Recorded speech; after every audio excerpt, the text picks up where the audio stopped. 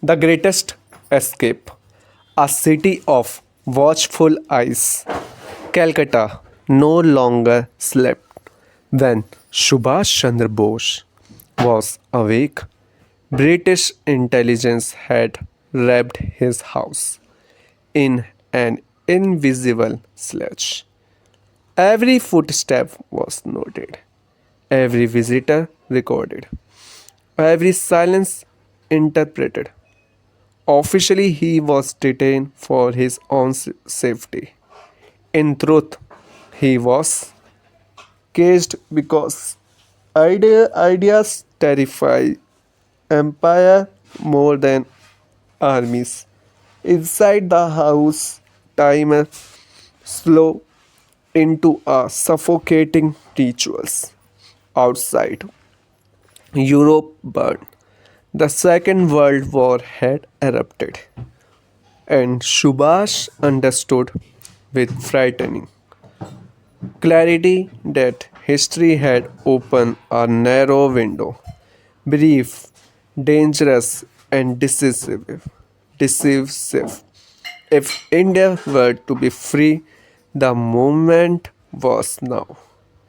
The decision to disappear, confinement, confinement sharpened his resolve. Committees could debate no longer. Petitions were meaningless in an age of tanks and bombers. The British Empire was distracted, overstretched, and vulnerable. Subhash chose escape not as flight but as strategy. The plan demanded secrecy bordering on madness. Even trusted allies were kept in the dark. The fear who knew, who knew, the safer the truth would remain. On a cold January night in 1941, Destiny prepared to slip through a guarded gate.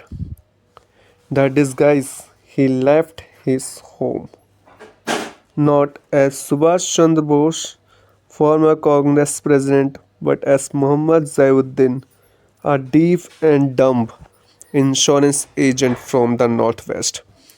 His hair was grown, his face altered by round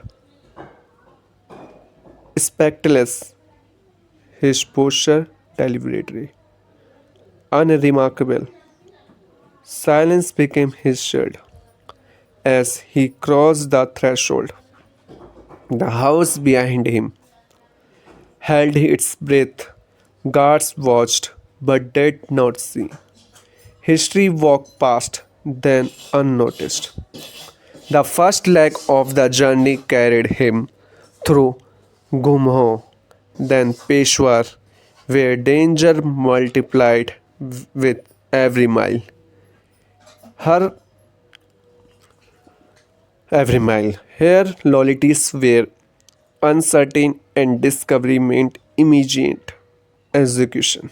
The Afghan route through mountain passes and hostile terrain, Subhash moved toward Afghanistan.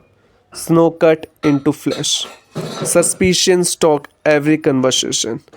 Guided by underground network and sympathetic revolutionaries, he crossed border that existed only on colonial maps. Each step away from British India was a step closer to invisible rebellion in Kabul. He waited, patient control, unflinching, while diplomatic. Doors slowly opened. The man Britain could not break had vanished from its grasp. Arrival in the heart of the enemy. From Kabul to Moscow and the onward to Berlin. Subhash Chandra Bose entered the nerve system of a world at war. Germany was no savior. Subhash knew this. He arrived not as a worshipper of fascism but as a realistic seeking leverage in meeting thick with ideology and ambition. He spoke only of India. My enemy's enemy is not my master. He declared he is my opportunity. The Nazis listened not out of clarity but calculation. Broadcasting rebellion in Berlin, Subhash found a new battlefield, the airwaves. Through Azad Hind radio, his voice traveled where armies could not, into Indian homes, hearts, and imagination. He spoke not with hatred but with command. India is not asleep, he announced. She is awakening. For the first time, million heard defense spoken without apology. Moral crossroad.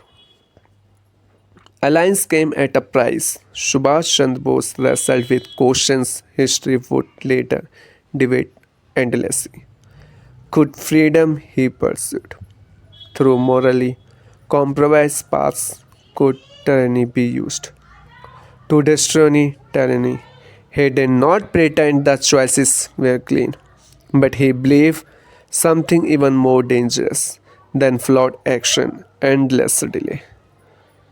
Toward the east, Europe, however, was not the final destination. Subhash gaze shifted eastward to Japan, Southeast Asia, and the East Indian soldier captured by the British and abandoned by their empire.